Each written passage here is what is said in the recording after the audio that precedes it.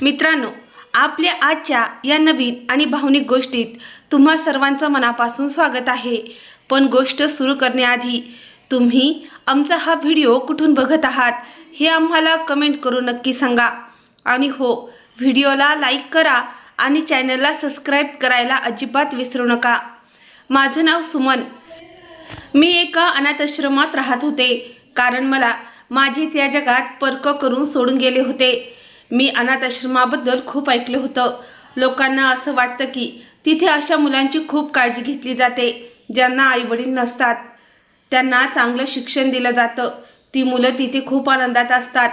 पण मी जसं त्या अनाथाश्रमाच्या आत पाऊल ठेवलं तसं माझे डोळेच पांढरे झाले। तिथला खरा हाल पाहून माझी भंबीरी उडाली। तिथे मुलांची एक लांब रांग लागलेली होती। काही दुबळे पतले, कुपोषित आणि भीतीने थरथरत कापणारे मुलं आपल्या हातात रिकाम्या थाळा घेऊन खाण्याच्या प्रतीक्षेत उभे होते। मी सिनेमांमध्ये आणि बाहेर लोकांच्या तोंडून अनाथाश्रमाबद्दल खूप ऐकलं होतं। सिनेमात दाखवतात की अनाथाश्रमातील मुलं खूप आनंदी असतात, पण प्रत्यक्षात सगळं काही अगदी उलटं होतं। इतक्यात एक उद्धट आणि ताठर स्वभावाची बाई माझ्या दिशेनं पुढे आली। तिनं काहीही न विचारता माझ्या हातातून माझी बॅग हिसकावून घेतली आणि एका बाजूला फेकून दिली। एक रिकामी थाळी माझ्या थरथरणाऱ्या हातात ठेवत ती मोठ्याने रागाने म्हणाली, जा, चुपचाप या रांगेत जाऊन उभी राहा। खाऊ पाहिजे असेल तर स्वतःची थाळी घेऊन रांगेतच उभं राहावं लागेल। तू काही इथे कोणती राजकुमारी नाहीयेस की तुला बेडवर आणून कोणी जेवण वाढेल। तिचा तो वृक्ष आणि दरारा आणणारा आवाज ऐकून मी प्रचंड भ्याले होते। मी मुसमुसत जाऊन त्या मुलांच्या रांगेत उभी राहिले। प्रत्येक जात जाणारा क्षण माझ्या डोळ्यातून अश्रूंचा पाऊस पाडत होता आणि माझे गाल ओले झाले होते। काळ पुढे सरकत गेला आणि मला तिथं राहण्याची सवयच झाली, कारण आता तेच माझं विश्व बनलं होतं। मला आता हेच आयुष्य गोड मानून जगावं लागणार होतं। मी माझ्या मनाची तयारी केली होती की आईविना जगणाऱ्या अनाथ मुलांचं आयुष्य असंच असतं। ज्यांना आईवडील नसतात त्यांचं या जगात कोणीच वाली नसतो आणि आईबापाची सावली नसलेल्या मुलांना कोणीही सहज पायदळी तुडवून निघून जातं। गेल्या 5 वर्षात घडलेली ती दुर्दैवी कहाणी माझ्या डोळ्यांसमोर चित्रपटासारखी फिरू लागली। जेव्हा मी लहान होते तेव्हा एका भीषण अपघातात माझे आईवडील मला कायमचे सोडून गेले होते। मी त्यांची एकुलती एक मुलगी होते। त्यावेळी माझ्या आईच्या पोटात 5 महिन्याचा लहानसा जीव देखील वाढत होता। तोही त्या अपघातात आईसोबत या जगातून निघून गेला। आज जर माझे आईवडील जिवंत असते तर माझ्यासोबत माझा एखादा लहान भाऊ किंवा बहीण असती। पण देवाच्या मनात काहीतरी वेगळंच होतं। त्याने अवघ्या काही क्षणात माझ्याकडून माझं सर्वस्व हिरावून घेतलं। मी पूर्णपणे पोरकी आणि लावारीस झाले होते। देवाच्या कृपेनं आमच्याकडे आधी सगळं काही होतं। पैशाची कमी नव्हती, पण आईबाबांच्या जाण्यानंतर असं वाटलं की जसं माझ्या आयुष्यात काहीच उरलेलं नाही। आमचे नातेवाईक खूप होते, पण ते सगळे आमचे आप्तस्वकीय तेव्हाच होते जोपर्यंत माझे आईवडील जिवंत होते। त्यांच्या जाण्यानंतर प्रत्येकाने माझी जबाबदारी झटकून टाकण्यासाठी तोंड फिरवली। माझ्या वडिलांच्या घरच्या लोकांनी मला स्वतःच्या घरात ठेवण्यास थेट नाकारलं होतं, कारण त्या भीषण अपघातात आमच्या कुटुंबात मी एकटी जिवंत उरले होते। तो एक बसचा अपघात होता जिथं आमचं संपूर्ण कुटुंब दिल्ली फिरायला चाललं होतं, पण वाटेतच तो भयानक अपघात घडला ज्यामध्ये माझं कुटुंब वाचू शकलं नाही आणि इतरही अनेक प्रवासी जखमी झाले होते। मलाही बरीच दुखापत झाली होती। मला तातडीनं रुग्णालयात पोहोचवण्यात आलं। जेव्हा मला भान आलं तेव्हा मला माझ्या नातेवाईकांच्या हवाली करण्यात आलं। ते माझे काका होते आणि माझी आत्याही तिथे होती, पण त्यापैकी कोणालाही मला आपल्या घरात ठेवून घ्यायचं नव्हतं।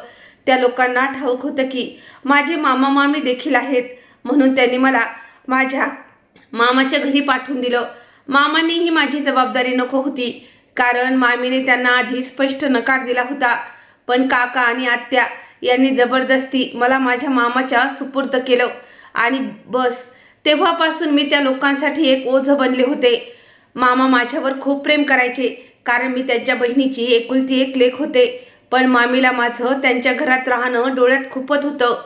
मामीच्या रोजच्या खोट्या तक्रारींनी आणि सतत कान भरण्याच्या सवयीने मामांनाही माझ्यापासून दुरावण्यास भाग पाडलं होतं।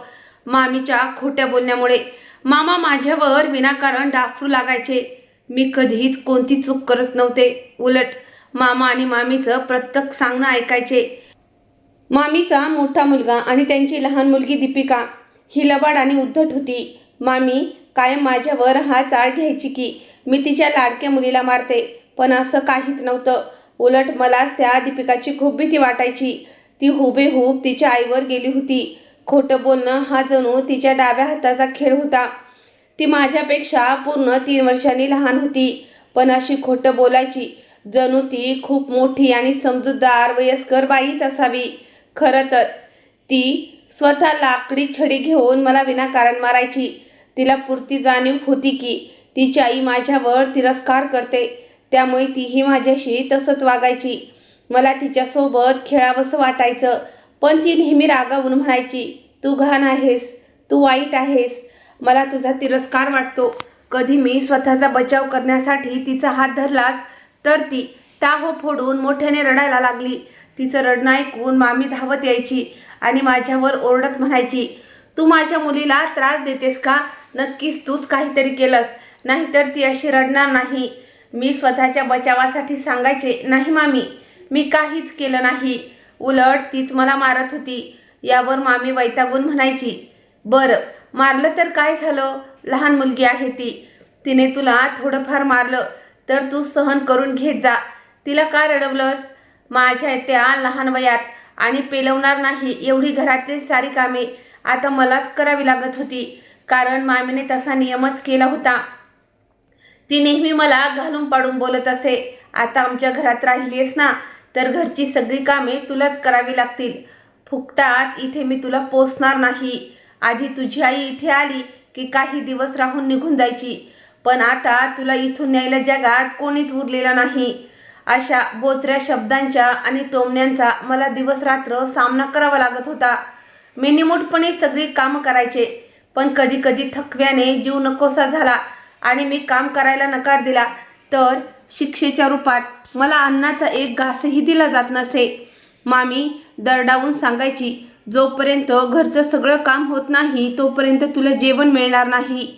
त्या चिमुकल्या वयात घरकामाचा एवढा डोंगर माझ्या खांद्यावर लादला गेला होता की तो मला पेलवत सुद्धा नव्हता. जेव्हा भुकेने माझा जीव कासावीस होऊ लागे तेव्हा मी तडफडून उठायचे आणि रडत रडत ती सारी कामे उरकून टाकायचे. मग एक संध्याकाळ अशी आली जी तो काळजाचा ठोका चुकवणारा प्रसंग मला आजही लख्ख आठवतो, जो मी कधीच विसरू शकत नाही. जेव्हा मी किचनच्या बाजूला लपून माझ्या मामा आणि मामीला एकमेकांशी बोलताना ऐकलं होतं. मामी अतिशय चलाखीने मामांना समजावत होती, खोटं बोलत होती आणि माझ्या विरोधात कट रचत होती. तिने मामांना म्हटलं, बघा सुमनला इथे येऊन आता जवळपास 1 वर्ष होत आलंय. ती इथे असल्यामुळे दीपिकाला खूप त्रास होतोय. तुमची भाची सारखी मला वैताग आणते. मला सुमनला इथे ठेवून माझ्या मुलीचं बालपण खराब करायचं नाहीये. मामा म्हणाले, अगं मग तुला नेमकं काय पाहिजे? मी काय करू? मामी मंद हसत म्हणाली, मला वाटते की तुम्ही काही काळासाठी तुमच्या या भाचीला अनाथ आश्रमात पाठवून द्या. ती तिथे आनंदी राहील, तिला तिथे चांगलं शिकायलाही मिळेल. ती तर फक्त एवढंच म्हणते की ती तिथे थोडी मोठी आणि समजदार झाली की आपण तिला परत घेऊन येऊ. मामीचं बोलणं ऐकून मामांनी सरळ नकार दिला आणि म्हणाले, नाही, मी असं कधीच करणार नाही. जर मी असं केलं तर नातेवाईक काय म्हणतील? सगळे मला नाव ठेवतील आणि म्हणतील की बहिणीची एकुलती एक मुलगी आहे, तिची जबाबदारीसुद्धा नीट पार पाडता येत नाहीये. बहीण वारल्यावर तिची काळजी घ्यायला हवी होती आणि तू तिला थेट अनाथ आश्रमात पाठवून दिलंस. नाही बाबा नाही, जशी तशी आपण तिला पोसतोय ना, तर राहू दे तिला इथेच. मामी त्यांच्या बाजूला येऊन त्यांना गोड गोड बोलवून म्हणू लागली आणि म्हणाली, अहो तुम्ही माझी गोष्ट तर ऐकून घ्या. कोणीही काहीही म्हणणार नाही. तशीही आपल्या घरी कोणते नातेवाईक येत आहे? कोणाला काय माहीत पडणार आहे की आपण सुमनला कुठे पाठवलंय? आणि जर समजा कधी कोणी इथं आलंच आणि सुमनबद्दल विचारू लागलं तर आपण सांगू की ती तिच्या काकांकडे, आत्याकडे किंवा मावशीकडे कुठेतरी राहायला गेली आहे. मामा तरीसुद्धा तिचं म्हणणं ऐकायला तयार नव्हते. ते म्हणाले, नाही, मी असं काहीच करणार नाही. यावर मामीचा पारा चढला आणि तिला प्रचंड राग आला. तिने थेट खडसावून सांगूनच दिलं, आता माझ्याकडून तुमच्या या भाचीचं ओझं अजिबात उचललं जात नाही. मी तिला या घरात आता अजिबात सहन करू शकत नाही. काहीही करा, पण तिला इथून बाहेर काढा, नाहीतर मी माझ्या मुलीला घेऊन कायमची माझ्या माहेरी निघून जाईन. मग तुम्ही आणि तुमची लाडकी भाची दोघंच राहा या घरात.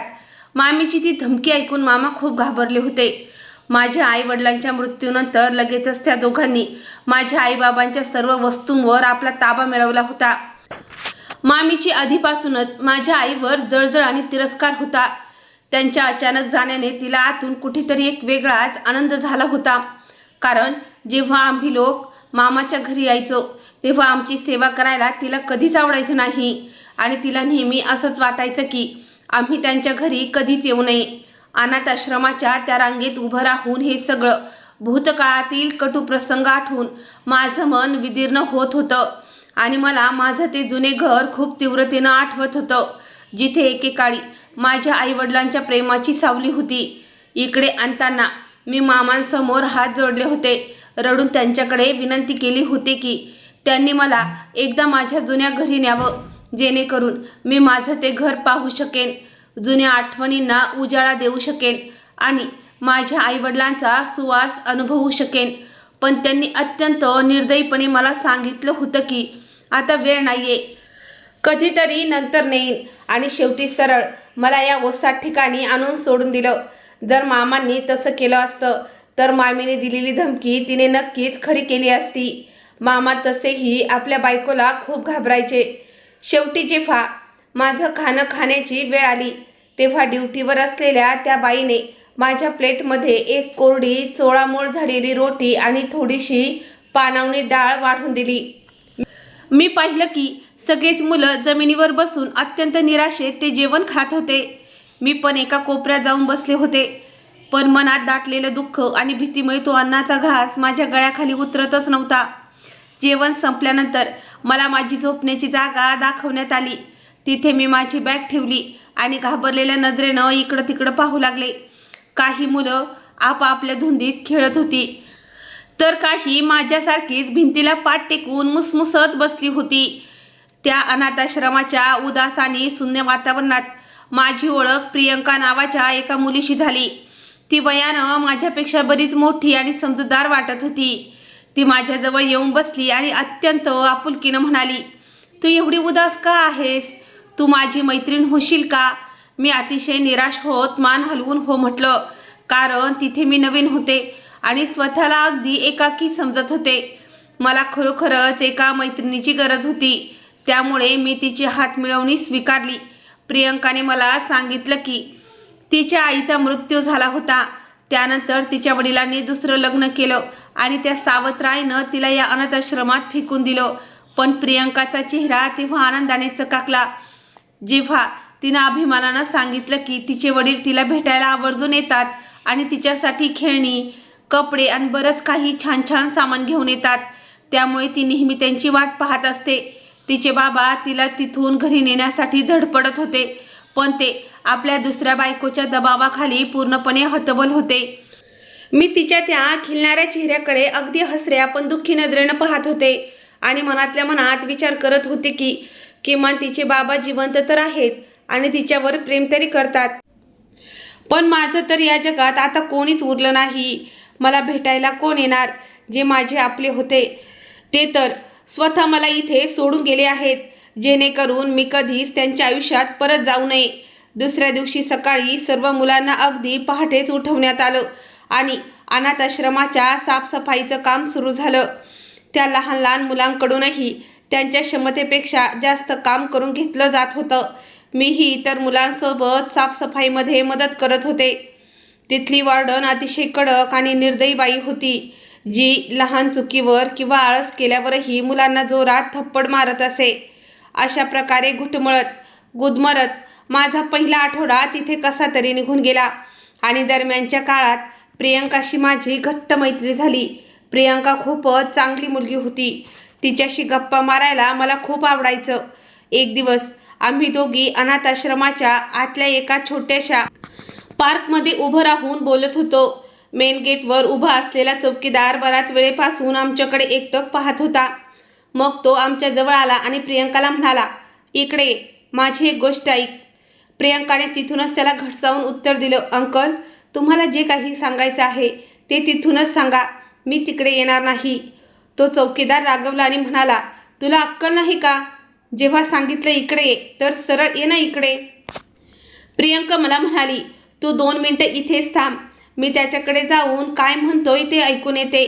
तिने चौकीदाराकडे पाऊल टाकलं तर त्या लबाड चौकीदाराने अत्यंत चालाखीने तिला सांगितलं, तुझे बाबा तुला भेटायला बाहेर आले आहेत, चल माझ्यासोबत लवकर. हे ऐकताच प्रियंकाच्या आनंदाला पारावार उरला नाही. ती क्षणाचाही विलंब न लावता त्या चौकीदाराचा हात धरून बाहेर निघून गेली. जाताना तिने मागे वळून माझ्याकडे मोठ्या उत्सुकतेनं आणि आनंदानं पाहिलं होतं.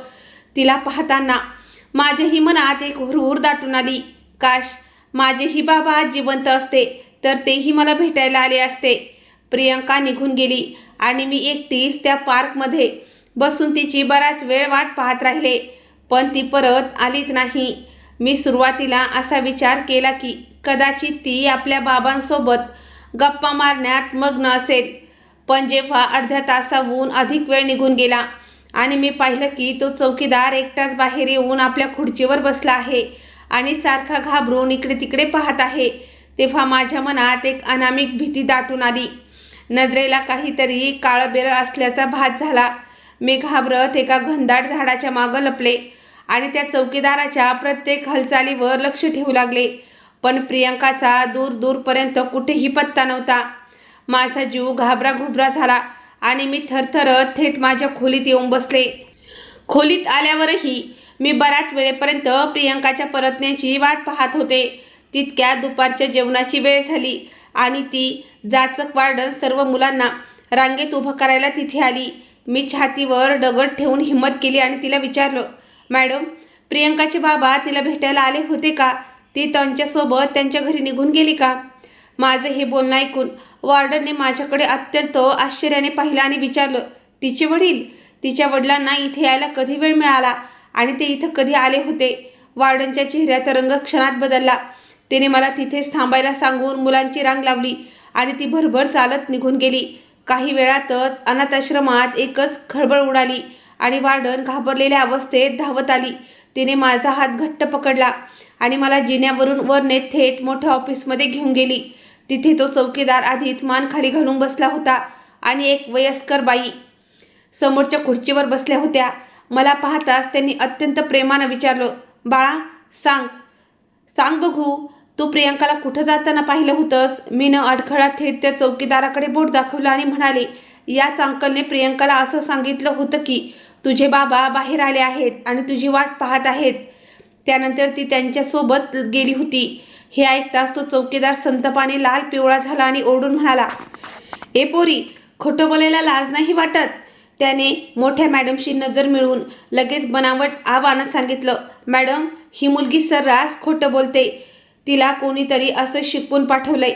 मी काही वेडा नाहीये की वॉर्डन मॅडमच्या परवानगीशिवाय गेट उघडून कोणाला बाहेर पाठवीत. तो सतत माझ्या बोलण्याला खोटं ठरवत होता आणि त्याचे रागावलेले डोळे मला खूप भीतीदायक वाटत होते. पण मी थरथरत म्हणाले, अंकल, खोटं तुम्ही बोलताय. प्रियंका तुमच्यासोबत तर गेली होती.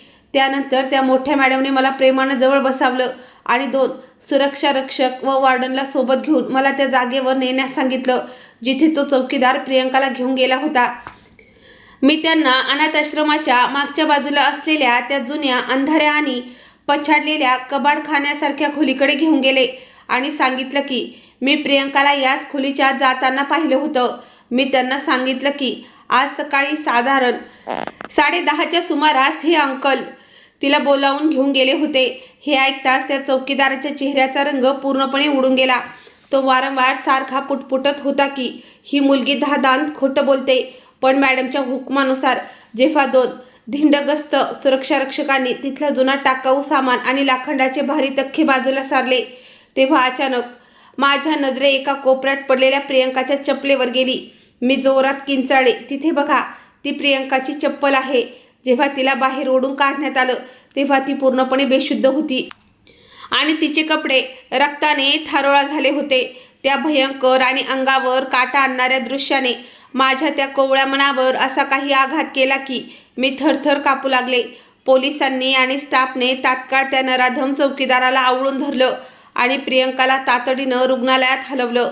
वॉर्डनने मला अत्यंत रागाने दम भरला आणि सक्त ताकीद दिली की या अपघाताबद्दल किंवा घटनेबद्दल जर मी कोणालाही म्हणजेच कोणत्याही मुलाला किंवा बाहेरच्या माणसाला सांगितलं तर त्याचे परिणाम फार वाईट होतील. तो भयानक प्रसंग माझ्या मनावर असा काही बसला होता की मी रात्री झोपेतून दचकून उठायचे. माझ्याकडून साधं जेवणही जात नव्हतं आणि कोणालाही आपल्याजवळ आलेलं पाहिलं की माझा थरकाप उडायचा. मी प्रचंड घाबरून जायचे. प्रियंका कुठे गेली, तिचं पुढं काय झालं याचा काहीच पत्ता लागला नाही. 3 महिने उलटून गेले तरी मी पूर्णपणे एकाकी पडले होते. मला प्रत्येक क्षणी प्रियंकाची आठवण येत होती. तिचा ता हसरा चेहरा माझ्या डोळ्यांसमोर सतत घुमत होता. मग अशातच एक दिवस तीच वॉर्डन माझ्याकडे आली आणि म्हणाली, तुझी कोणी मावशी आहे का, तुला भेटायला आली आहे. माझी मावशी? हे ऐकून मला प्रचंड आश्चर्य वाटलं. त्या प्रियंकाच्या भयानक घटनेमुळे माझ्या मनात एवढी दहशत बसली होती की मी रडत रडत स्पष्ट नकार दिला. मला कोणालाही भेटायचं नाहीये. जेव्हा वॉर्डनने बळाचा वापर करून माझा हात घट्ट पकडला तेव्हा मी भीतीपोटी जोरात किंचाळू लागले. साक्षी आंटीने पाण्याचा घोट पीत मोहन काकाला सक्त हुकूम दिला की या मुलीसाठी जी जागा बनवली आहे आणि जी खोली सेट केली आहे ती हिला जाऊन दाखव आणि आता ही नेहमी इथेच राहणार आहे. मोहन काकाने माझा हात अत्यंत आदराने आणि नरमीनं पकडला आणि मला त्या मोठ्या बंगल्याच्या एका बाजूला असलेल्या वेगळ्या भागाकडे नेऊ लागले. जेव्हा मी त्या खोलीत प्रवेश केला तेव्हा मी पाहिलं की ती छोटीशी खोली त्या राजवाड्यासारख्या सुंदर बंगल्यापेक्षा अगदीच वेगळी होती, जी मुख्य घरापासून दूर अंगणाच्या एका कोपऱ्यात बनवलेली होती. तो एक जुना आणि लहानसा नोकरांची वस्ती क्वार्टर होता. बंगल्यातील बाकीचे सगळ्या खोल्या मोठ्या आणि देखण्या होत्या, पण ही खोली बरीच जुनी आणि ओसाड पडलेली होती. खोलीच्या एका कोपऱ्यात लाकडाची छोटीशी जुनाट कपाट होती आणि जमिनीवर 2 खाटा टाकलेल्या होत्या. मोहन काकाने माझ्याकडे पाहिलं आणि अतिशय मऊ आवाजात म्हणाले, बाळा, आजपासून तू माझ्यासोबत याच खोलीत इथेच राहणार आहेस. ही खाट तुझी आणि ही त्या मालकिनीची आहे. एका खाट्यावर मी झोपत जाईन आणि दुसऱ्या खाट्यावर तू झोपत जाशील. मी माझी बॅग न बोलता एका बाजूला ठेवली आणि खाटेच्या कडेला बसून स्वतःच्या मनाची समजत घालू लागले. मी मनातल्या मनात विचार करत होते की परमेश्वराने मला त्या अनाथ आश्रमाच्या भयानक वातावरणातून बाहेर काढले, पण आता या नवीन संकटात आणि परीक्षेत मी येऊन अडकले आहे. न जाणं माझं नशीब मला आणखी कुठे कुठे घेऊन जाणार आहे. थोडा वेळ विश्रांती केल्यानंतर जेव्हा मी उठले तेव्हा मोहन काका स्वयंपाकघराकडे जाऊ लागले आणि त्यांनी मलाही आपल्यासोबत येण्याची खूण केली. आम्ही दोघं चालत स्वयंपाकघरात पोचलो. तिथं त्यांनी मला सांगितलं, बाळा, तू माझ्यासोबत छोटं मोठं काम करत जा, म्हणजे तुझं मनही लागेल आणि वेळही सहज निघून जाईल. ते खूप दयाळू आणि साधेभोळे व्यक्ती होते. ते प्रत्येक वेळी बोलताना मला प्रेमाने बेटा म्हणायचे. मी न बोलता स्वयंपाकघराचं सामान आणि भांडी देऊ लागले, जे ते माझ्याकडे मागितले होते. मी त्यांना हवं असलेलं साहित्य हाताळत असतानाच अचानक हॉलमधून साक्षी आंटीचा मोठा आवाज माझ्या कानावर पडला. त्या शेजारच्या एका बाईसोबत बोलत होत्या. साक्षी आंटी त्या बाईला सांगत होत्या, या मुलीला इथं आणणे हे एका प्रकारची माझी मजबुरी होती, कारण जेव्हा मी माझ्या मैत्रिणीची खुशाली विचारण्यासाठी तिच्या भावाच्या घरी गेले होते तेव्हा तिच्या भावाने आणि भाऊजाईने मला सांगितलं की माझ्या त्या मृत मैत्रिणीची मुलगी त्यांच्याच घरात राहत आहे. मी विचार केला की का ना मी तिला माझ्या घरी घेऊन यावे. तसेही तिचे आई वडील या जगात नाहीत आणि मामा मामीला पाहून तर असं वाटत होतं जणू ते तिच्यावर मुळीच प्रेम करत नाही. म्हणून मी त्यांना स्पष्ट सांगून टाकलं की जर माझी मैत्रीण रेखाची मुलगी मला दिली तर मी तिची उत्तम काळजी घेईन आणि तुमच्या डोक्यावरून एक मोठी जबाबदारी कमी होईल. माझं हे बोलणं ऐकताच त्या लोकांच्या चेहऱ्यावर एक वेगळेच हास्य उमटलं. मग त्यांनी मला सांगितलं की आम्ही तिला आधीच अनाथाश्रमात पाठवून दिलं आहे, कारण आमच्याकडून तिची जबाबदारी पेलवली जात नव्हती. मी मनात विचार केला, ठीक आहे, मी तिथे जाऊन तिला घेऊन येते, मात्र ती तुम्हाला पुन्हा कधीही मिळणार नाही, असं मी त्यांना सुनावलं. त्यावर ते म्हणाले, होय, चालतंय, तुम्ही तिला घेऊन जाऊ शकता, आम्हाला ती नकोच आहे. पुढे साक्षी आंटी त्या शेजारच्या बाईला सांगत होत्या, माझी तर इच्छा आहे की मी तिला इथं ठेवावे आणि तिला चक्क कायमची नोकर म्हणून राबवून घ्यावे. तिला राहण्यासाठी फक्त छोटीशी जागा आणि 2 वेळची चूल पेटवून भाकरी खायला घालायची आहे. बाकी ती आयुष्यभर माझ्या घरात फुकटची नोकरानी बनून राहीन. माझी मैत्रीण रेखा मला खूप प्रिय होती खरी, पण काय करणार, जे लोक या जगात राहत नाही त्यांच्या मुलांसोबत शेवटी असंच घडतं. जेव्हा शेजारच्या आंटींनी हसत म्हटलं, अगं बहीण, तुझा स्वतःचा मुलगा मुलगी सुद्धा आहे, असं नको व्हायला की ही मोठी होऊन तुझ्या मुलालाच आपल्या जाळ्यात ओढून त्याच्यावर ताबा मिळवून बसेल. साक्षी आंटी लगेच वैतागत म्हणाल्या, अरे वेडी आहेस का तू, काय बोलतेस हे? तुम्हाला काय वेडं समजलीस काय? मी असं कधीच होऊ देणार नाही आणि माझा मुलगा माझ्याच मताचा आहे, तो असल्या भानगडीत पडणार नाही. मी तर तिची सगळी जबाबदारी मोहन काकाला दिली आहे. ती त्यांच्यासोबत त्या बाहेरच्या खोलीतच राहील. मी स्वयंपाकघरात उभं राहून या सगळ्या गोठवून टाकणाऱ्या गोष्टी ऐकत होते. माझ्या पायाखालची जमीन सरकली होती. ही बाई माझ्या आईची पक्की मैत्रीण असून सुद्धा आईच्या त्या पोरक्या आणि अनाथ लेकीबद्दल तिच्या मनात मात्र ही दया किंवा आपुलकी नव्हती. उलट ती मला आपल्या घरात एक निमूट नोकरानी बनवून राबवण्यासाठी इथं घेऊन आली होती. तिच्या त्या तिरसट गोष्टी ऐकून माझं मन रक्ताचे अश्रू गात होतं. माझा आतला जीव तुटत होता. साक्षी आंटीला 2 मुलं होती. एक मुलगा अतुल आणि एक मुलगी नैना. नैना माझ्यापेक्षा वयानं साधारण 1 वर्षानं लहान असेल. ती दिसायला खूप गोड आणि साधी होती. तर अतुल माझ्यापेक्षा 2 वर्षांनी मोठा होता. त्याचा स्वभाव मात्र खूप चांगला आणि प्रेमळ होता. संध्याकाळच्या वेळी जेव्हा त्या दोन्ही भावंडांना समजलं की मी आता त्यांच्याच घरात कायमची राहायला आले आहे, तेव्हा ते दोघेही आनंदाने धावत माझ्याकडे आले आणि मुखाने म्हणाले, चल सुमन, आपण सगळेजण मिळून एकत्र खेळूया. जेव्हा साक्षी आंटीनं त्या दोघांना माझ्यासोबत खेळताना पाहिलं तेव्हा ती संतापाने लाल झाली आणि त्यांना जोरात ओरडून म्हणाली, तुम्ही दोघं वेडे झाला आहात का? ही आपल्या घरची नोकरानी आहे. ती जिथे आहे तिथेच राहायची. तिच्यासोबत खेळण्याची आणि मैत्री वाढवायची अजिबात गरज नाही. तुम्ही लोकांनी तिच्याजवळ अजिबात जायचं नाही. अतुल त्यावेळी 5वीच्या वर्गात शिकत होता आणि खूप समजूतदार होता. त्याने लगेच आईसमोर न घाबरता विनंती करत म्हटलं, मम्मी, ती बिचारी सुद्धा आपल्यासारखीच लहान मुलगी आहे. तिलाही खेळण्याचा पूर्ण अधिकार आहे. तू एवढ्या लहान मुलीला नोकरानी बनवून आणलीस. तुला तिची दया नाही का येत? ती एवढ्या कोवळ्या वयात तू तिच्याकडून घरची कामे करून घेणार आहेस आणि वरून तू तिला काकांच्या त्या जुन्या खोलीत का ठेवलंस? तिला वर आपल्यासोबत नैनासोबत चांगल्या खोलीत राहू दे ना. तू कोणत्याही अनाथ आणि मासूम मुलीच्या आयुष्याशी असा खेळ करू शकत नाही. हे खूप चुकीचं आहे. तू तर आम्हाला म्हणालीस की ती तुझ्या मैत्रिणीची मुलगी आहे. मग तू स्वतःच्या मैत्रिणीच्या मुलीशी असा निष्ठुरपणा कसा करू शकतेस? हे तुला अजिबात शोभत नाही. 5वीत शिकणारा तो लहान मुलगा माझ्यासाठी थेट आपल्या सख्या आईशी वाद घालत होता. पण साक्षी आंटीनं त्याला अत्यंत वाईट पद्धतीनं रागवलं आणि दम भरत म्हणाली, जा जाऊन तुझा अभ्यास कर आणि माझ्याशी अंगावर येऊन एवढी मोठी भाषणं करू नकोस. मला चांगल्या प्रकारे ठाऊक आहे की कोणाला कुठं ठेवायचं ते. माझ्यावर शहाणपणा शिकवण्याचा प्रयत्न करू नकोस. त्यानंतर त्यांनी आपल्या दोन्ही मुलांकडे रागाने पाहत बजावलं, खबरदार, जर कोणी या मुलीशी जास्त जिव्हाळा किंवा हमदर्दी दाखवली तर आधीच सांगितलंय ना, हिच्यापासून लांबच राहायचं. साक्षी आंटीनं मोहन काकाला सक्त हुकूम दिला की या मुलीला प्रत्येक वेळी तुझ्या सोबतच ठेवायचं आणि घरचं सगळं काम हिला चांगलं शिकवायचं. त्या बंगल्यात साफसफाई करण्यापासून ते जेवण बनवण्यापर्यंतची सगळी कामं करणारे मोहन काका हे एकमेव आणि जुने नोकर होते. पण आता ते बरेच म्हातारे झाले होते. मोहन काकाने मला सांगितलं की आधी त्यांची पत्नी इथे काम करत होती. त्यांच्या पत्नीच्या मृत्यूनंतर त्यांनी इथं काम करण्यास सुरुवात केली होती. वरच्या परमेश्वराने त्यांना कोणतेही अपत्य दिलं नव्हतं. ते पूर्णपणे एकटेच होते. तिथेच राहायचे आणि तिथली सारी कामं करायचे. अतुल आणि नैना नेहमीच साक्षी आंटीकडे हट्ट करायचे की सुमनजी सुद्धा आमच्यासोबत एखाद्या चांगल्या शाळेत नाव दाखल करावे, म्हणजेच प्रवेश करून घ्यावा. ते नेहमी माझी बाजू घ्यायचे. मलाही शिकण्याची मनापासून इच्छा होती, पण त्या घरात माझी हाक ऐकणारा किंवा माझी बाजू समजून घेणारा कोणीच नव्हता. मी सकाळपासून संध्याकाळपर्यंत घरातील झाडलोट, भांडीकुंडी आणि बाकीची छोटी मोठी कामे करण्यातच व्यस्त असायचे. आणि या आलेशान बंगल्यात माझी किंमत एका सामान्य नोकरापेक्षा जास्त काहीच उरली नव्हती. ती बाई जी माझ्या आईची मैत्रीण होती, जिने लहानपणी माझ्या आईसोबत खूप चांगले क्षण घालवले होते, ती कसलाही मैत्रीचा मान किंवा लिहाज ठेवत नव्हती. आणि मला फक्त घरची नोकरानी बनवून राबवण्यासाठीच अनाथ आश्रमातून इथे उचलून आणलं होतं.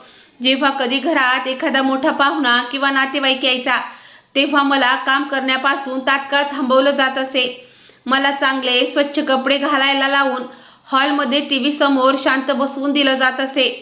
हे फक्त यासाठी केलं जायचं जेणेकरून बाहेरच्या कोणालाही असं वाटू नये की या बाईनं एका लहान मुलीला आपल्या घराची नोकरानी बनवलं आहे आणि कोणीही माझ्याकडून नोकरांसारखी कामं करून घेतली जात आहेत असा संशय घेऊ नये. अशा प्रकारे घुटमळत हसत खेळत नाही तर गुदमरत माझ्या आयुष्याची अनेक वर्ष निघून गेली होती आणि मी शिक्षणापासून पूर्णपणे कोसो दूर राहिले होते. मला वाचता किंवा लिहिता येत नव्हतं कारण सुरुवातीपासूनच मला शाळेत पाठवणारे किंवा शिकवणारं या जगात कोणीच नव्हतं. पण अतुल आणि नैना माझ्याशी लपून छपून साक्षी आंटीच्या डोळ्यातून वाचून मला बंगल्याच्या मागच्या बाजूला असलेल्या बागेत घेऊन जायचे. ते माझ्यासोबत खेळायचे आणि शाळेतून आणलेले चॉकलेट्स आणि बिस्किट मला खाऊ घालायचे.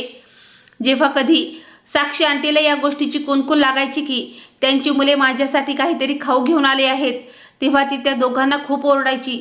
पण तरीही अतुल आपल्या खाण्याच्या खिशातून उरलेल्या पैशातून माझ्यासाठी खाण्यापिण्याच्या वस्तू आणि खेळणी आणून न सांगता माझ्या त्या छोट्या खोलीत ठेवून जायचा. मग एक दिवस असा आला की त्या बंगल्यात कमालीची गर्दी, धावपळ आणि वादवादीचे वातावरण पाहायला मिळाले कारण तिथे एक अत्यंत शानदार पार्टी आयोजित करण्यात आली होती. त्या दिवशी मलाही साक्षी आंटीकडून एक चांगला आणि नवीन ड्रेस घालण्यासाठी देण्यात आला होता कारण त्या पार्टीत अनेक पाहुण्यांना आमंत्रित करण्यात आलं होतं. जेव्हा सर्व नातेवाईक आणि पाहुणे एक एक करून आत येत होते तेव्हा अचानक माझी नजर समोरून येणाऱ्या माझ्या सख्ख्या मामांवर पडली.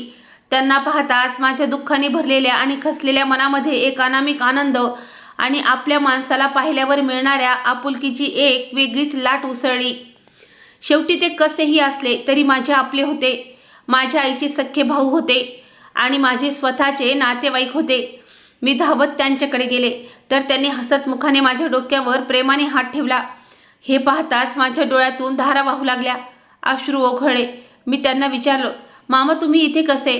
त्यांनी मला सांगितलं की ते इथे केटरिंगचे काही काम पाहण्यासाठी आले आहेत. मग त्यांनी मला विचारलं, तू इथे आनंदाने तर राहते ना बेटा? मी त्यांना काय उत्तर देऊ?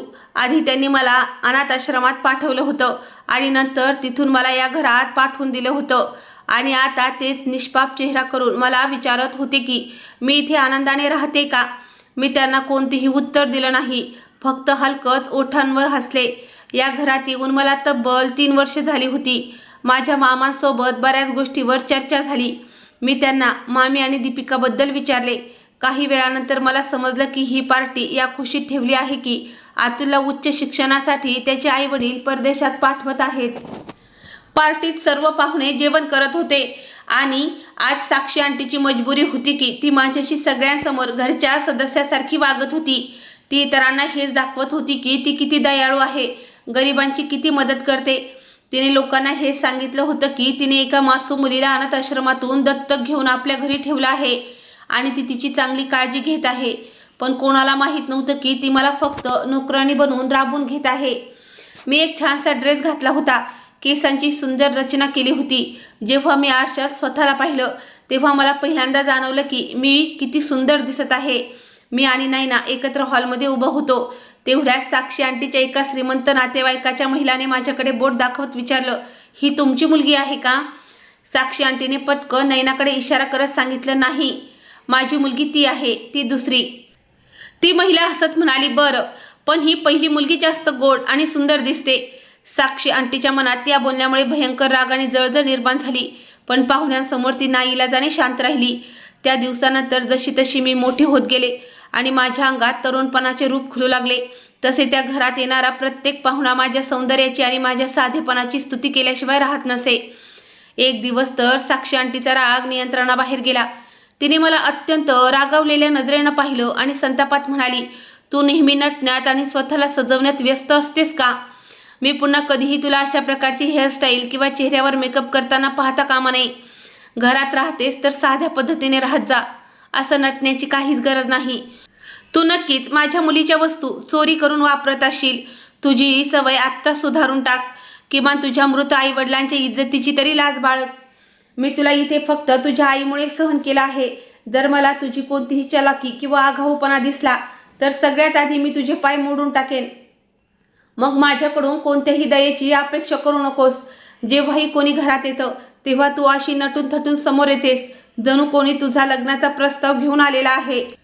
त्या दिवशी तिने मला अत्यंत अपमानास्पद वागणूक दिली होती आणि मी रडत रडत माझ्या खोलीत येऊन खाटेवर कोसळले होते. थोड्या वेळाने जेव्हा मोहन काका तिथे आले तेव्हा त्यांनी अतिशय आदराने माझ्या डोक्यावर हात ठेवला आणि म्हणाले, बाळा, मला तुझ्यावर खूप दया येते. मालकी तुझ्याशी किती वाईट वागते. मला वाटते की एका अनाथ मुलीशी असं वर्तन करायला नको. पण तू जास्त रडू नकोस. उलट परमेश्वराकडे प्रार्थना करत जा आणि तुझ्या चांगल्या भविष्यासाठी देवाजवळ मागणे माग. जर तुला वाटत असेल तर मी तुला रोज मंदिरात घेऊन जाईन. तिथे जवळच एक सुंदर मंदिर आहे जिथे प्रार्थना केल्यावर लवकर इच्छा पूर्ण होतात. त्या दिवसापासून मोहन काका मला अगदी पहाटे उठवून मंदिरात घेऊन जाऊ लागले. मी तिथे जाऊन देवाकडे खूप प्रार्थना करायचे. आता जेव्हाही मला मोकळा वेळ मिळे तेव्हा मी घरातील छोट्या देवघरात जाऊन पूजा करायला बसत असे.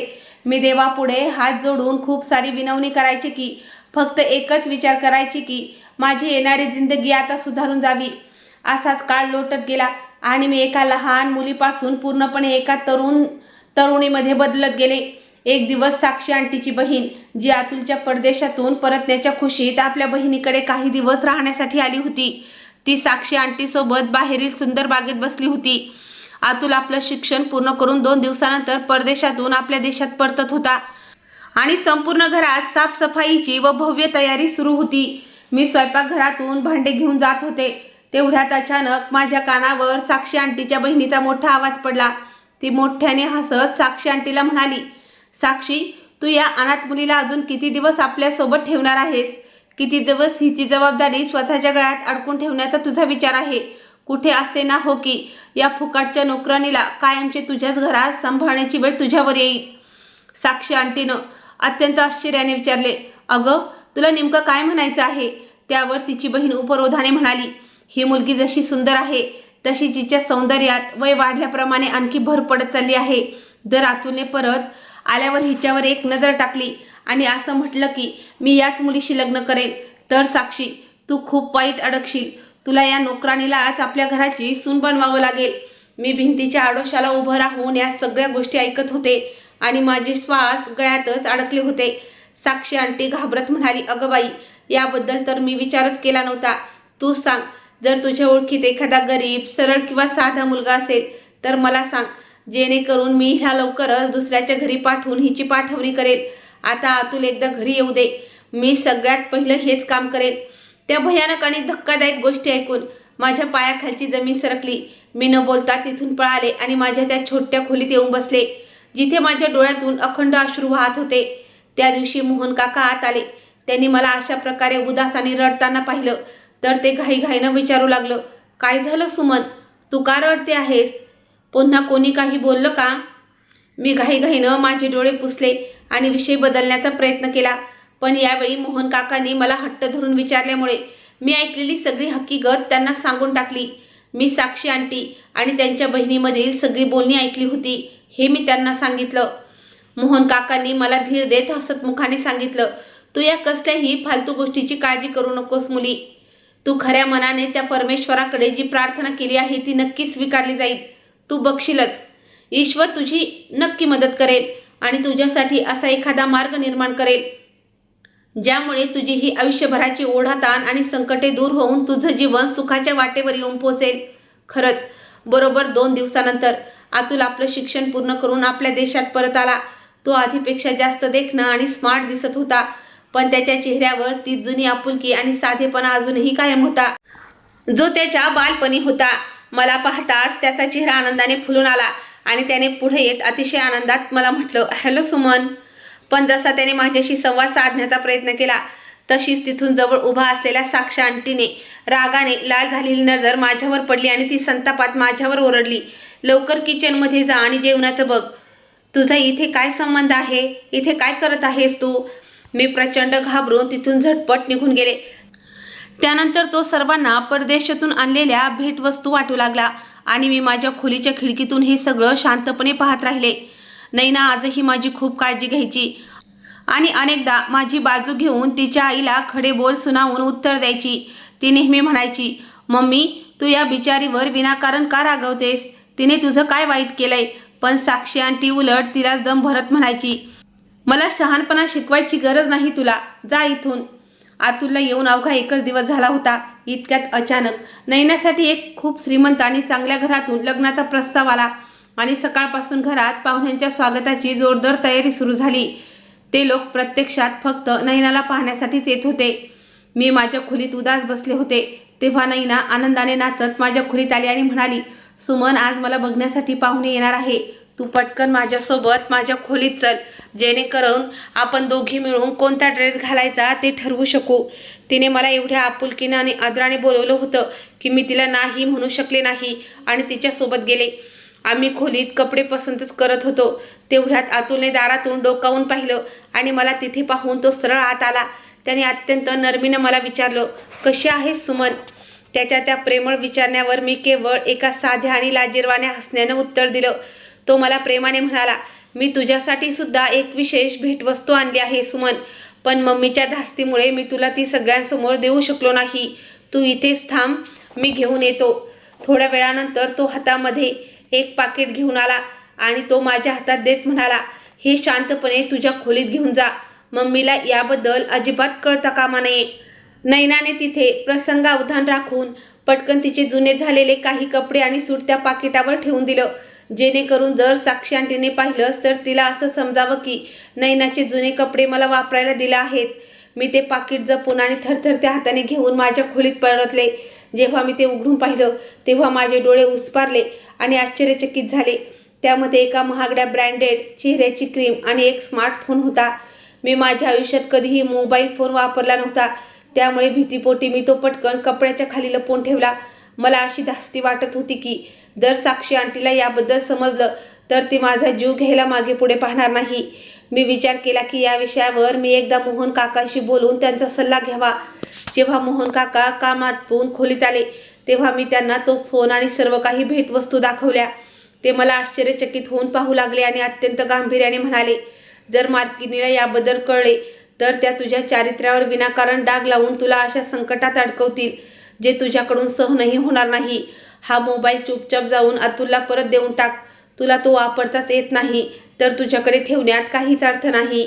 मोहन काकांच्या बोलण्यानं मला संभ्रमात टाकलं, कारण जेव्हा जेव्हा लोक माझ्या इब्रतीवर प्रश्नचिन्ह उभे करत तेव्हा माझ्या दिवंगत आईवडिलांनाही विनाकारण मध्ये आणलं जाई, जे माझ्यासाठी अजिबात सहन करण्यासारखं नव्हतं. बोलता बोलता मोहन काकांनी एक आणखी भयंकर आणि वेदनादायी सत्याचा पर्दाफाश केला. त्यांनी मला सांगितलं, मालकीनबाई तुला लवकरात लवकर या घरातून हाकलून लावण्यासाठी तुझे हात पिवळे करून लग्न उरकून टाकण्याच्या तयारीत आहे. त्यांनी तुझ्या लग्नाची बोलणी त्यांच्या शेतात काम करणाऱ्या एका गरीब नोकराच्या मुलाशी ठरवून टाकली आहे, कारण त्यांना भीती वाटते की कुठेतरी त्यांचा मुलगा तुझ्याशी जास्त जवळीक वाढवून बसू नये. आणि एवढेच नाही तर मी तुझ्या त्या जुन्या घराविषयी काहीतरी ऐकलं आहे. मालकीने तुझ्या नावावर असलेल्या तुझ्या आईवडिलांच्या त्या जुन्या घरात विक्रीचा कट रचला आहे, जेणेकरून त्या पैशातून तुझ्या लग्नाचा सर्व खर्च भागवता येईल आणि त्यांच्या खिशातला एकही पैशाला भुर्दंड पडू नये. माझ्या आईवडिलांचे ते प्रेम, ती आठवण आणि ते घर, ज्याच्या आठवणी आजही माझ्या मनात तीव्र वेदना निर्माण करतात, या सगळ्या गोष्टीबद्दल ऐकून माझं मन पूर्णपणे दुःखानं भरून आलं आणि डोळ्यातून पुन्हा एकदा अश्रूंचा पूर लोटला. माझ्या आईवडिलांच्या त्या घरापासून दुरावल्याची बातमी ऐकून माझं मन पूर्णपणे दुःखानं भरून आलं होतं. माझी तीव्र इच्छा होती की काश मी एकदा तरी ते घर जाऊन पाहू शकले असते, जिथे माझ्या आईवडिलांनी आपल्या आवडीनुसार प्रत्येक वस्तू अतिशय प्रेमानं सजवली होती. पण माझी ही इच्छा केवळ एक अधुरी इच्छाच बनून राहिली. मी मोहन काकांच्या गळ्यात पडून ओरडून फुटफुट करून रडू लागले.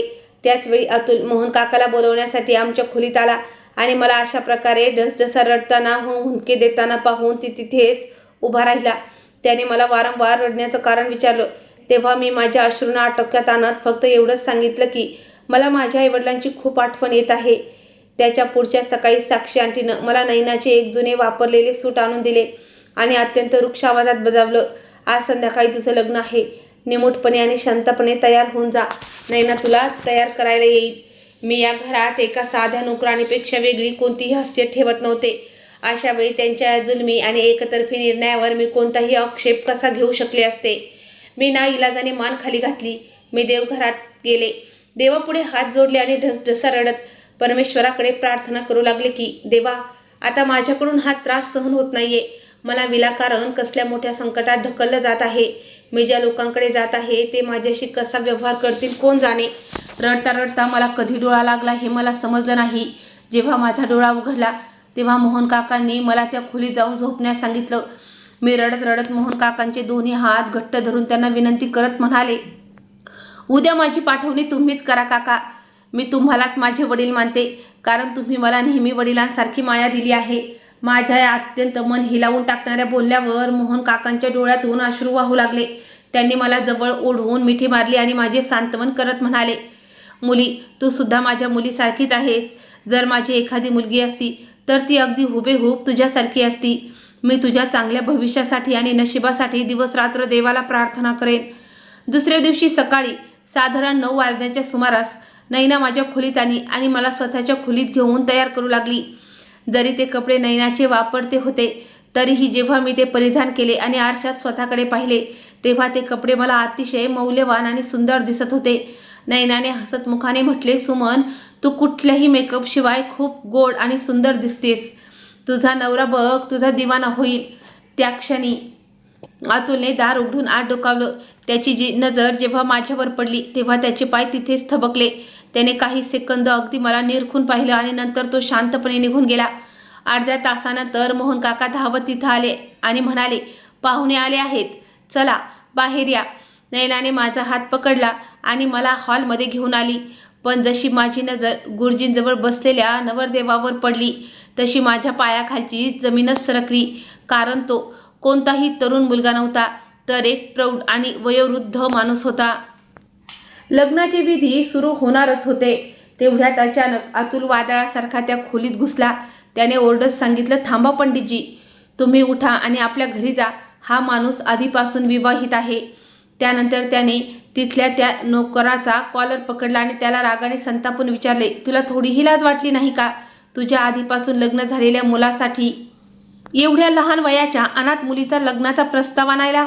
त्या नोकराने घाबरत उत्तर दिलं, छोटे मालक, त्याच्या लग्नाला 3 वर्षे झाली आहेत, पण अजून कोणतंही अपत्य किंवा संतान नाही, म्हणून आम्ही हा संबंध घेऊन आलो आहोत. मालकिनीनं तर आनंदाने हा प्रस्ताव स्वीकारला होता. आम्ही काहीही खोटं बोललेलो नाही. मालकिनीला सगळं माहीत आहे. हे ऐकताच अतुलचा राग अनावर झाला आणि तो त्या नोकराला मारू लागला. अतुलचे वडील आणि साक्षी आंटीने पुढे येऊन अतुलला रोखलं. साक्षी आंटीनं रागात म्हटलं, हे लोक आपल्या सर्वांच्या मर्जीनं आले आहेत आणि मी माझ्या मर्जीनं हिचं लग्न लावून देत आहे. तुला यात काय त्रास होतोय? यावर अतुल ओरडला, मम्मी प्लीज, तुम्ही एका निराधार अनाथ मुलीवर एवढा मोठा अन्याय करत आहात. उद्या हीच वेळ तुमच्या स्वतःच्या मुलीवर, नैनावरही येऊ शकते. साक्षी आंटीनं चिडून म्हटलं, जेव्हा या मुलीला कोणतीही अडचण नाही तर तू का मध्ये पडतोस? नैनाही तिच्या आईला म्हणाली, मम्मी, मला वाटलं होतं की एखादा तरुण मुलगा असेल, पण हा तर खूप मोठ्या वयाचा माणूस आहे. तुम्हाला या बिचारीची दया कशी येत नाही? तिथे अचानक एक मोठा गोंधळ आणि आरडाओरडा सुरू झाला. मी डोळ्यात अश्रू आणून शांतपणे माझ्या दुर्दैवाचा हा तमाशा पाहत होते. अतुल इतका संतापला होता की त्याला मी कधीच इतक्या रागात पाहिलं नव्हतं. अचानक तो पुढे झाला. त्याने सर्व नातेवाईकांच्या समोर माझा हात अत्यंत घट्ट पकडला आणि मोठ्या आवाजात घोषणा केली, मी हिच्याशी लग्न करेन, मी सुमनशीच लग्न करेन. हे ऐकताच साक्षी आंटी आणि त्यांच्या पतीच्या अंगात आगीची लाट उसळली आणि ते अतुलला शिवाय देत ढकलत सुटले. ते अतुलने माझा हात एवढा घट्ट पकडला की तो ते सोडण्याचं नावच घेत नव्हता. मी तर पूर्णपणे सुन्न आणि थक्क झाले होते की माझ्या आयुष्यात हा कसला नवीन वळण आला आहे. साक्षी आंटी आपल्या पतीला अतुलपासून दूर करू लागल्या आणि या धक्काबुक्कीत माझा हात अतुलच्या पकडीतून सुटला. मी भूतीपोटी तिथून पळ काढला आणि थेट माझ्या खोलीत येऊन आतून कडी लावून घेतली. बाहेरून विजय अंकल त्यांच्या ओरडण्याचा आवाज येत होता. मी आधीच सांगितलं होतं ना की या अनाथ मुलीला आपल्या घरात ठेवू नका. आता हिने आपल्या मुलाला आपल्या जाळ्यात फसवलं आहे. मी माझ्या खोलीत अतिशय घाबरलेल्या अवस्थेत थरथरत बसले होते. जणू काही हा सगळा गुन्हा माझाच होता. मी तर या लग्नाच्या प्रस्तावावरही कोणताही आक्षेप घेतला नव्हता. जर त्यांनी माझं लग्न त्या वयोवृद्ध माणसाशी लावून दिलं असतं तरीही मी कोणतीही तक्रार न करता शांतपणे निघून गेले असते. पण आता परिस्थिती अतिशय बिकट आणि भयानक झाली होती. जेव्हा अतुलनं पाहिलं की त्याचे आई वडील संतापाने लाल झाले आहेत आणि कशासाठीही तयार होत नाहीत, तेव्हा त्याने स्पष्ट सांगितलं, जर तुम्ही लोकांची माझी आणि सुमनची लग्न करण्याची इच्छा नसेल तर नका करू, पण माझा एक मित्र आहे ज्याचे आई वडील या जगात नाहीत आणि त्याचं स्वतःचं चांगलं घरदार आहे. तुम्ही लोकांची मर्जी असेल तर सुमनचं लग्न तिचं ठरवून टाका, पण मी तिचं आयुष्य या म्हाताऱ्या नोकराच्या मुलाशी कधी उद्ध्वस्त होऊ देणार नाही. जेव्हा पालकांना समजलं की अतुल यावर दुसरा मार्ग शोधत आहे, तेव्हा अंकल आणि आंटी या भीतीने लगेच राजी झाले की कुठे अतुल हट्टाला पेटून स्वतः माझ्याशी लग्न करून बसू नये. त्याच्या पुढच्या दिवशी अतुलने त्या मित्राला घरी बोलावून घेतले आणि घरात अगदी साध्या पद्धतीने आमचं लग्न लावून दिलं. जेव्हा माझ्या पाठवणीची वेळ आली तेव्हा अतुल माझ्याजवळ आला. त्याने अत्यंत प्रेमानं आणि मऊ नजरेला माझ्याकडे पाहिलं आणि म्हणाला, सुमन, मी मगाशी जे नाटक केले ते फक्त एक चाल होती जेणेकरून या लोकांचे विचार बदलावेत. जर मी तो मार्ग अवलंबला नसता तर या लोकांनी जबरदस्ती तुझं लग्न त्या म्हाताऱ्या माणसाशी लावून दिलं असतं. मी तुला नेहमी नैनासारखी माझी सख्खी बहीण मानलं आहे, पण ज्या दिवशी मी त्या खोलीत आलो होतो आणि तू रडत देवाजवळ प्रार्थना करीत होतीस, त्या क्षणी मी माझ्या मनात पक्क केलं होतं, जसा मी माझ्या सख्ख्या बहिणीसाठी उभा राहतो तसाच नेहमी तुझी ढाल बनेन. तू अजिबात काळजी करू नकोस. ज्या मित्राशी मी तुझे लग्न लावून दिले आहे तो खूप चांगला आणि सज्जन माणूस आहे. तू त्याच्यासोबत नक्कीच खूप आनंदात राहशील. आजपासून तू माझी सख्खी बहीण आहेस आणि हे कायम लक्षात ठेव की माझी एक नाही तर आता 2 बहिणी आहेत. जवळ उभे असलेले मोहन काका हे सगळं ऐकून मनापासून मंद स्मित करत म्हणाले आणि माझ्याकडे अतिशय आदराने व प्रेमाने पाहत होते. आणि त्यानंतर अखेर माझ्या निरोपाची आणि पाठवणीची ती अत्यंत भावनिक घडी आली. मोहन काकांनी एका पितृ समान भूमिका अगदी चोख बजावली होती आणि अतुलने एका खऱ्या भावाचं कर्तव्य पार पाडत मला अत्यंत आदराने आणि सन्मानाने निरोप दिला होता. जेव्हा माझी नजर माझ्या पतीवर पडली तेव्हा तो अगदी अतुलच्याच वयाचा एक स्मार्ट आणि देखणा तरुण होता. तो मला घेऊन जेव्हा त्याच्या घरी पोहोचला तेव्हा घराच्या मुख्य दरवाजाला कुलूप लावलं होतं. त्याने हसत मुखाने कुलूप उघडलं आणि मला अतिशय आदराने म्हणाला, तू माझी पत्नी आहे. या घरात तुझं गृहप्रवेश करायला माझ्याशिवाय इथं दुसरं कोणीही नाही. म्हणूनच तुझ्या ज्या काही इच्छा असतील त्या मी सर्व पूर्ण करेन. मी तर तुझं स्वागत चक्क फुलांनी करू इच्छित होतो, पण मी इथे अगदी एकटाच आहे. एवढं बोलून तो झटकन आत गेला आणि आधीच तयार करून ठेवलेली पूजेची ताटली घेऊन बाहेर आला. त्याने माझ्यावर प्रेमाने फुले उधळली आणि माझा गृहप्रवेश करून घेतला. त्यानंतर तो मला खोलीत घेऊन गेला आणि त्याने अत्यंत प्रेमाने माझा घुंगट बाजूला केला. तो हसत मुखाने म्हणाला, या नवीन आयुष्यात तुझं मनापासून स्वागत आहे. तो मला अतिशय प्रेमाने म्हणाला की मी जगातील सर्वात नशीबवान माणूस आहे, जिच्या नशिबी सुमनसारखी सुंदर आणि भोळीभाळी मुलगी आली आहे. अतुलने माझ्यासाठी जी भलाई केली आहे त्याचे उपकार मी माझ्या संपूर्ण आयुष्यात कधीही विसरू शकणार नाही आणि कधीही फेडू शकणार नाही. त्यानंतर त्याने मला त्याच्या भूतकाळाविषयी सांगायला सुरुवात केली की कशा प्रकारे लहानपणी त्याचे आईवडील या जगातून निघून गेले होते. जेव्हा तो मोठ्या कष्टाने अवघ्या 17 वर्षाचा झाला तेव्हा त्याच्या त्या दगडी आणि क्रूर काकांनी त्याच्या वडिलांच्या या घरावर बेकायदेशीर ताबा मिळवला होता, पण त्याने कधीही हार मानली नाही. दिवसरात्र काबाड कष्ट करून मेहनत करून त्याने आपलं शिक्षण पूर्ण केलं आणि अखेर प्रचंड संघर्षानंतर आपल्या वडिलांचं हे घर कायदेशीररित्या पुन्हा मिळवलं. अतुल त्याच्या संपूर्ण आयुष्याबद्दल खूप चांगल्या प्रकारे जाणत होता, कारण ते दोघं शाळकरी वयापासून एकत्र शिकत आले होते आणि एकमेकांचे खूप चांगले मित्र होते. त्यानंतर त्याने मला सांगितलं की त्याचे नाव मोहित आहे. मोहितने मला सांगितलं की त्याने आपल्या आयुष्यात किती दुःख आणि त्रास सहन केले आहेत.